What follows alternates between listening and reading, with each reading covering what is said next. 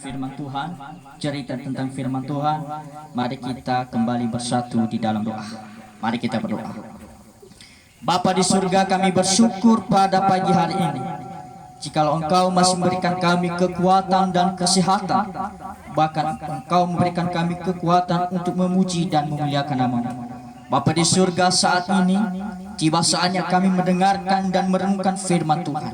Maka saat ini Tuhan, kami mohon, berikanlah kami kekuatan, hikmat dan kebijaksanaan. Bukakanlah hati dan pikiran kami Bapa, agar kami boleh menanggapi, boleh menerima firman Tuhan sebagai kekuatan kami, sebagai penambah pengetahuan kami tentang Engkau. Terima kasih Tuhan, segala kuasa juga kegelapan roh-roh yang mau mengacaukan kami usir di dalam nama Tuhan Yesus, sehingga kami semuanya di tempat ini, baik guru-guru sekolah minggu maupun anak-anak sekolah minggu, sungguh-sungguh berada di bawah pimpinan dan penyertaan Tuhan. Terima kasih Tuhan, demi nama Yesus Kristus kami berdoa. Amin. Baik, anak-anak sekalian, cerita tentang minggu lalu tentang apa ya? Cerita tentang minggu lalu tentang apa?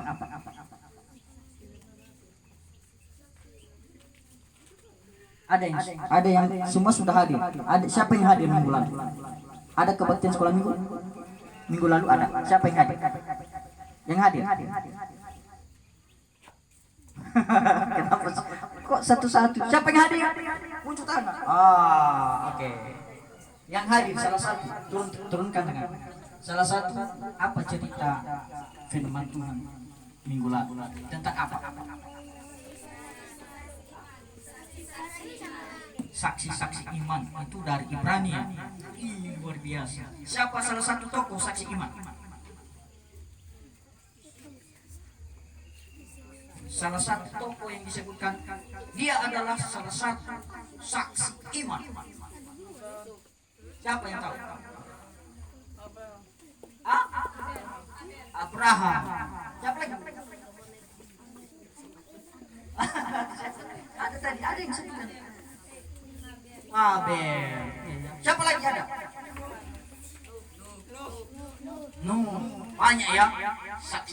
Saksi iman. Apa saksi iman?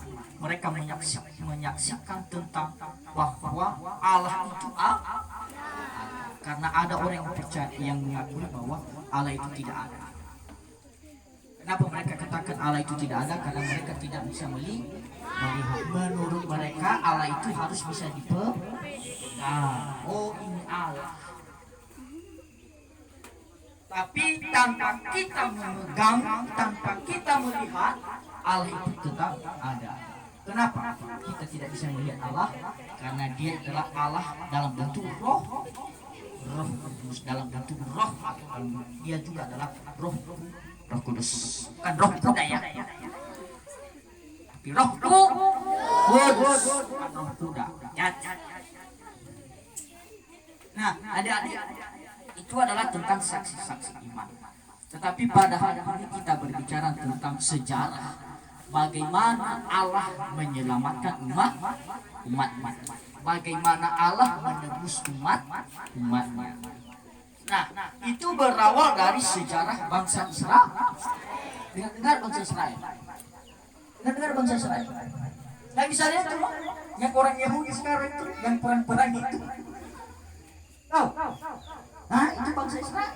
Nah, ini sejarah bangsa Israel ada di sini. Nah, itu berbicara tentang janji-janji Allah.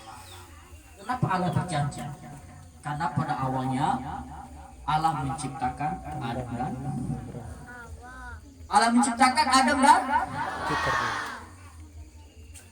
ada yang tahu?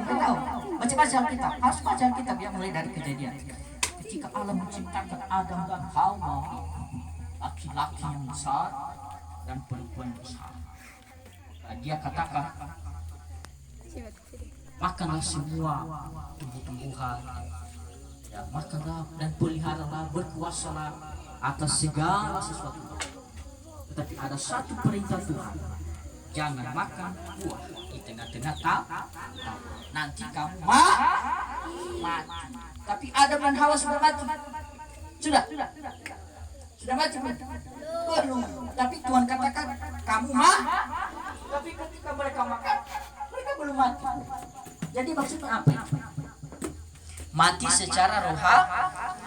Apa mati secara rohani? Manusia itu putus hubungan dengan Allah. Makanya kalau ditanya, kenapa waktu Allah katakan, "Hei Adam, Hawa, jangan makan buah di tengah-tengah taman, nanti kamu mati." Tapi kenyataannya Alkitab katakan Adam dan Hawa justru beranak cucu. Tapi mati yang dimaksud di situ adalah mati secara rohani. Apa mati rohani? Putus hubungan dengan Allah. Manusia tidak bisa datang lagi kepada Allah. Dan Allah pun tidak mau lagi datang kepada manusia, karena manusia sudah ada di dalam dosa. Ketika manusia jatuh di dalam dosa, maka manusia itu menjadi miliknya iblis. Siapa yang mau jadi miliknya iblis? Ada. Begini bukan.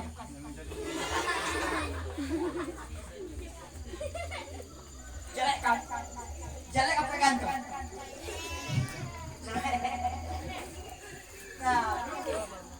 Nah ada, karena Allah juga adalah Allah yang mengasihi. Allah adalah kasih. Allah adalah kasih. Allah mengasihi manusia, maka dengan demikian Allah harus menyelamatkan manusia.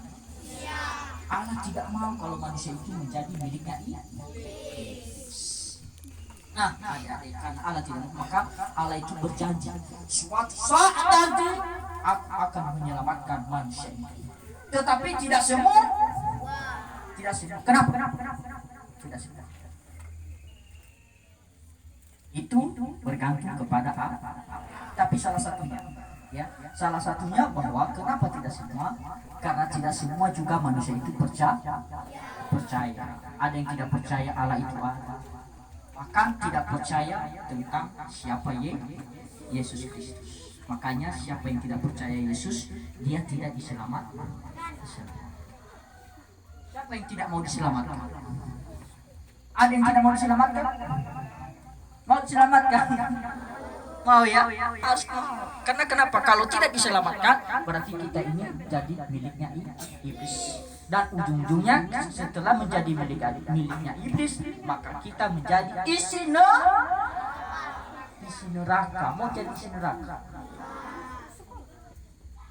Neraka itu penyiksaan paling berat. Neraka di dunia saja pun ada. Ada nggak neraka di dunia? Ada saat kamu sakit. Baru kepala pusing, ya kan? Itu sudah neraka. Itu baru sekecil, hanya secuil kecil. Tapi kalau neraka yang sesungguhnya itu nggak ada lagi, nggak ada setetes air pun, itu kita tidak neraka. Ada yang haus? Ada yang enggak ada? Kalau ada yang haus bawa air ya.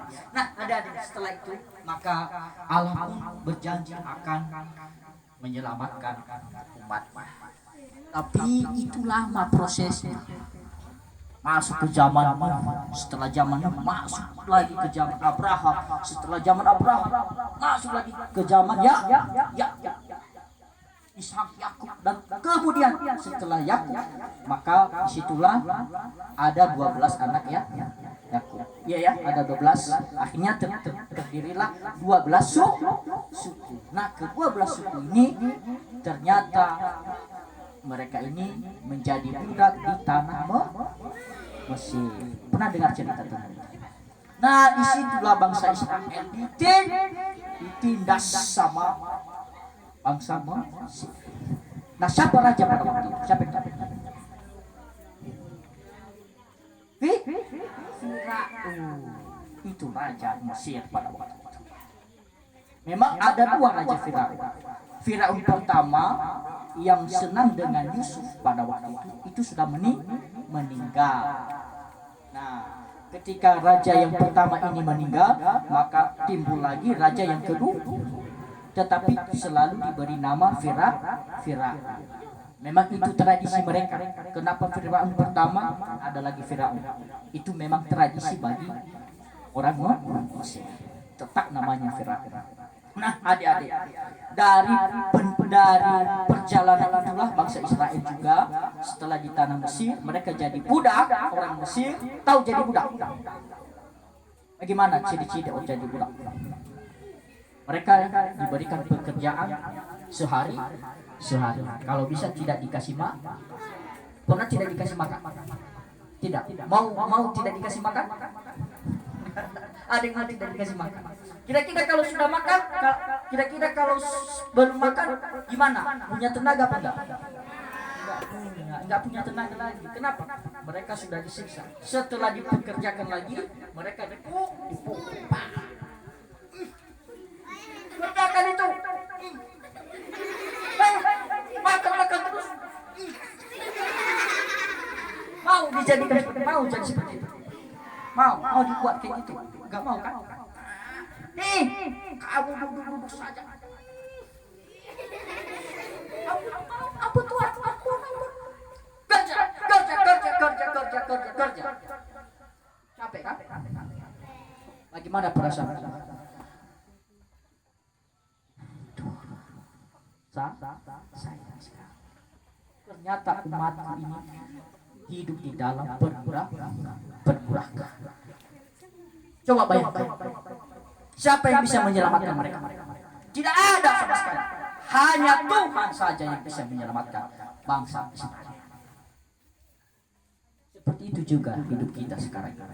Kita mengeluh karena keterbatasan, mengeluh karena kekurangan, mengeluh karena sakit, mengeluh karena banyak beban pikir, semua. Tetapi Tuhan nggak mau kita seperti itu aja. Tapi Tuhan mengangkat kita. Itulah yang kita baca sebenarnya dalam Keluaran pasal 2. Ada yang punya Alkitab? Buka Keluaran. Kitab Keluaran pasal 2. Kita baca ayat-ayat terakhir ya. Keluaran pasal 2 ayat 23 sampai 25.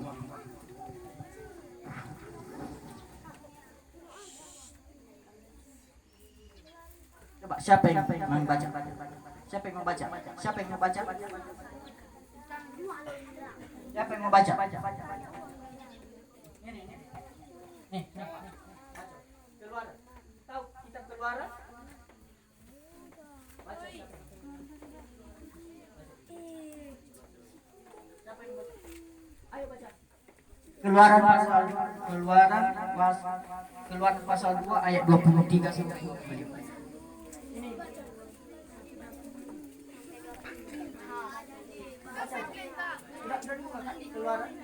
Baca Ledi. Baca. Nggak bisa membaca. Keluaran pasal 2. Lihat pasal 2. Nggak bisa besar kita kan? Nggak bisa buka kita. Padahal sudah gede-gede. Baca Vin. Ayo. Bacakan itu. Keluaran pasal 2. Ayo. Yang cowok-cowok ini. Yang ganteng-ganteng ini. Yang mancung-mancung hidungnya. Ayo. Yang kalah sama cewek-cewek kecil-kecil tapi cabai rawit. Ayo. Bacakan. Vin. Salah satu. Keluaran pasal 2 ayat sampai 25. Kevin, baca lagi. Si Kevin.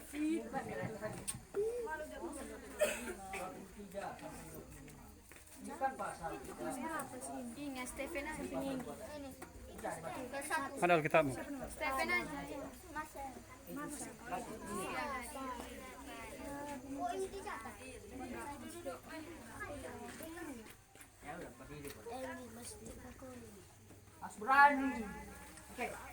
Lama sesudah itu matilah Raja Mesir, tetapi orang Israel masih mengeluh karena perbudakan. Dan mereka berseru-seru, sehingga teriak mereka minta tolong karena perbudakan. Itu sampai kepada Allah. Allah mendengar mereka menggerang, lalu ia mengingat kepada perjanjiannya dan Abraham, Ishak dan Yakub. Maka Allah melihat orang Israel itu dan Allah memperhatikan mereka. Makasih, jelas ya. Kalau dibaca jelas, kalau hanya mendengar saja bukan jelas, semakin ngantuk. Makanya harus baca Alkitab. Ya. Satu lagi, anak cowok-cowok. Siapa yang sudah kelas berapa ini? Kelas SMP, ada yang SMP di sini? Ada, sudah. Baca deh, baca. Nggak bisa baca. Terus bahasa Inggris bisa? Nggak bisa membaca. Ini Pak Stephen. Siapa? Oh ini. Bisa suaranya ya. Belajar baca Alkitab ya. Ya. Tanpa membaca Alkitab kalian tidak bisa. Lama sesudah itu matilah Raja Mesir. Tetapi orang Israel masih mengeluh karena perbudakan, dan mereka berseru-seru. Sehingga teriak mereka minta tolong karena perbudakan itu sampai kepada Allah. Allah mendengar mereka menggeram. Lalu ia mengingat kepada perjanjiannya dengan Abraham, Ishak, dan Yakub. Maka Allah melihat orang Israel itu dan Allah memperlihatkan mereka. Memperhatikan mereka. Oke, terima kasih. Baik, adik-adik itu sudah, makanya jangan hanya mendengar saja, tapi harus baca. Itu lebih jelas. Saya baca sekali lagi. Lama sesudah itu matilah Raja Mesir. Tetapi orang Israel masih mengeluh karena perbudakan, dan mereka berseru-seru sehingga teriak mereka minta tolong karena perbudakan itu sampai kepada Allah. Allah mendengar mereka mengerang, lalu ia mengingat kepada perjanjiannya dengan Abraham, Ishak, dan Yakub. Maka Allah melihat orang Israel itu dan Allah memperhatikan mereka. Itu yang terjadi, adik-adik. Bangsa Israel mengerang. Kenapa? Merasa santai. Lalu maka disuruh kerja. Ada yang suka kerja di sini? Ada. Siapa? Tunjuk tangan. Suka kerja. Nah, kalau suka jalan-jalan banyak ya. Oh, suka tidur-tidur banyak ya. Suka malas-malas juga banyak. Itu pemalas itu. Firman Tuhan katakan belajar sama semut. Bagi pemalas, anak-anak sekolah minggu yang malas, belajar sama semut. Kenapa belajar sama semut? Coba lihat semut. Pagi-pagi sudah bekerja cari makan. Itu baru binatang kecil. Kalau sama binatang kecil. Sedangkan ini sudah punya sepatu baru, sudah ganteng, mancung hidungnya, sudah cantik, punya anti. Tetapi pemalas. Tapi Tuhan katakan pemalas itu adalah juga bagian dari perbuatan si jahat. Oke. Minggu depan cowok-cowok ini harus dilatih baca Alkitab. Ada yang tidak bisa membaca? Loh, kenapa lihat orang ini? Harus bisa membaca. Makanya disuruh sekolah. Tidak boleh tidak. Makanya bersekolah supaya bisa membaca. Salah satunya baca firman Tuhan. Jangan malas baca firman Tuhan. Ya? Ini rata-rata cowok-cowok ini malas-malas. Iya kan? Kelihatan yang malas-malas. Oke, adik-adik.